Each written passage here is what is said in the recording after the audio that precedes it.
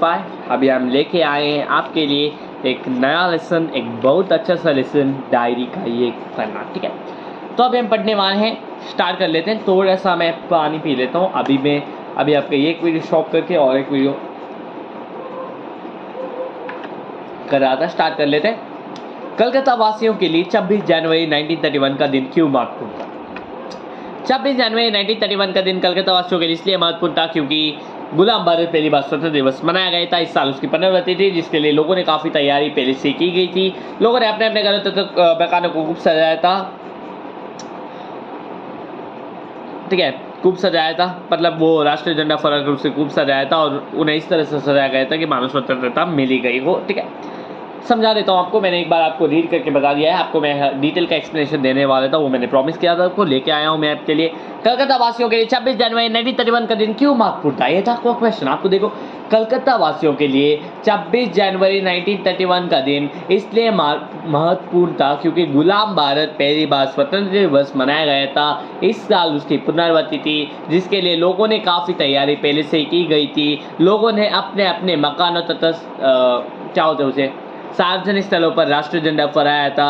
उन्हें इस तरह से सजाया गया था कि मानव स्वतंत्रता मिली गई हो। ये आपका पहला क्वेश्चन का आंसर था। नेक्स्ट क्वेश्चन देखेंगे, सुभाष बाबू का जुलूस का बार किस पर था? आंसर दिया गया है कि सुभाष बाबू का जुलूस का बार पूर्णदास पर था, जिन्होंने जुलूस का प्रबंध किया गया था और जगह जगह फोटो का भी प्रबंध किया गया था और बाद में पुलिस के द्वारा पकड़ लिया गया था। बेसिकली बात है, सुभाष बाबू का जुलूस का बार पूर्णदास पर था, जिन्होंने जुलूस का प्रबंध किया गया था और जगह जगह फोटो का भी प्रबंध किया था। उन्हें जो है ना बाद में पकड़ लिया गया था। सिंपल है, याद हुआ? नहीं याद हुआ तो एक बार फिर से बता देता हूँ कि सुभाष बाबू का जुलूस का बार जो पूर्णदास पर था, जिन्होंने इस जुलूस का प्रबंध किया गया था और जगह जगह फोटो का भी प्रबंध किया गया था। विद्यार्थी के संघ मंत्री अविनाश बाबू को झंडा गाड़ने पर क्या प्रतिक्रिया हुई थी? विद्यार्थी के संघ मंत्री अविनाश बाबू को झंडा गाड़ने पर यह प्रतिक्रिया हुई थी कि उन्हें जो है ना पकड़ लिया गया था, पुलिस ने पकड़ लिया गया था, अन्य लोगों को मारा और दल से हटा दिया गया। ठीक है, नेक्स्ट में पढ़ लेते हैं। लोगों ने अपने अपने मकानों सार्वजनिक स्थलों पर राष्ट्रीय झंडा क्यों फहरा कर किस बात का संकेत देना चाहते हैं?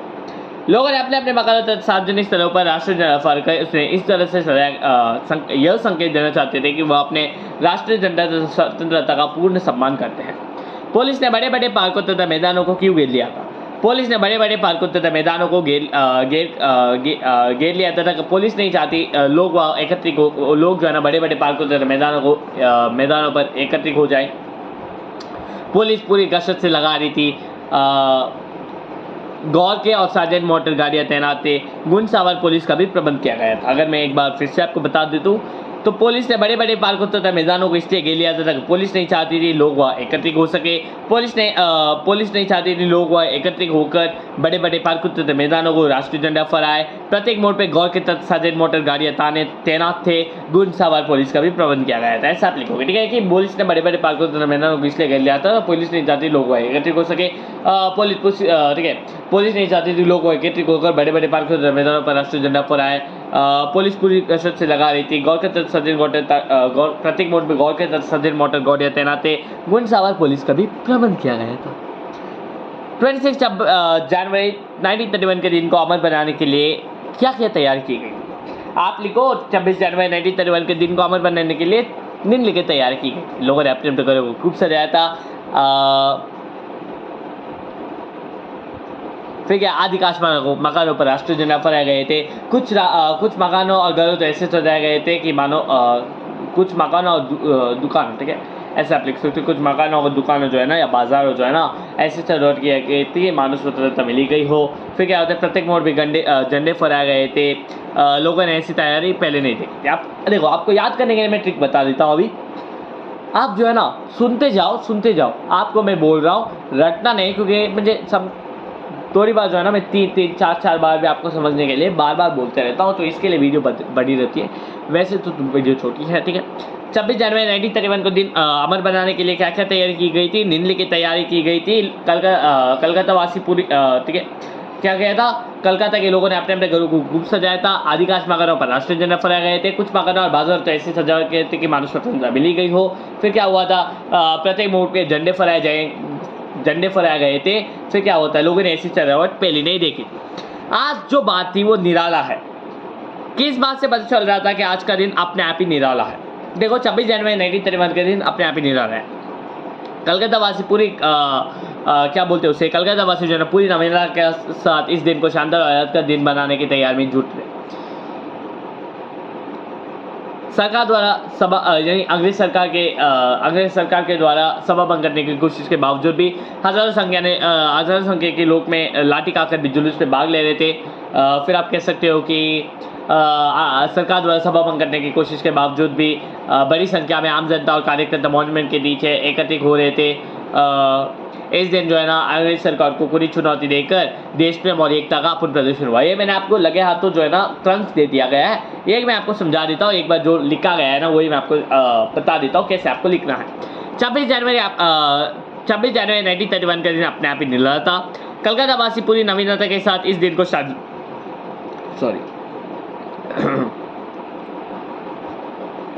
और याद का दिन बनाने की तैयारी में जुट थे।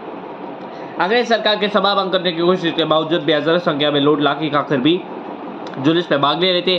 सरकार द्वारा सभा भंग करने की कोशिश के बावजूद भी बड़ी संख्या में आम जनता और कार्यकर्ता संगठित होकर मॉन्यूमेंट के नीचे एकत्रित हो रहे थे। ये मैंने नहीं बताया गया था, ये पॉइंट बच्चा, ये अभी आने वाला पॉइंट कि स्त्रियों ने भी बढ़ चढ़कर इस आंदोलन में भाग लिया गया था। ये आप लिख सकते हो कि स्त्रियों ने भी जो है ना इस आंदोलन में बढ़ चढ़कर भाग लिया गया था। फिर मैंने जो बोला था वही था कि इस दिन अंग्रेज सरकार को नई चुनौती देकर जिसमें और एकता का प्रदर्शन हुआ। पुलिस सरकार के नोटिस और काउंसिल कमिश्नर के नोटिस में क्या अंतर है? दोनों में यह अंतर है कि काउंसिल कमिश्नर का नोटिस जो है ना निकल चुका था, पुलिस कमिश्नर का, ठीक है, याद कर लेना कि पुलिस कमिश्नर का नोटिस निकल चुका था और अमुक धारा के कारण कोई सभा नहीं बन सकती और जो सभा में भाग लेगा वो दोषी समझ जाएगा। जबकि काउंसिल कमिश्नर के नोटिस में यह था कि ठीक 4:24 ठीक है, याद कर लेना कि ठीक 4:24 में मॉन्यूमेंट के नीचे एकत्रित होंगे और झंडे फहराए जाएंगे।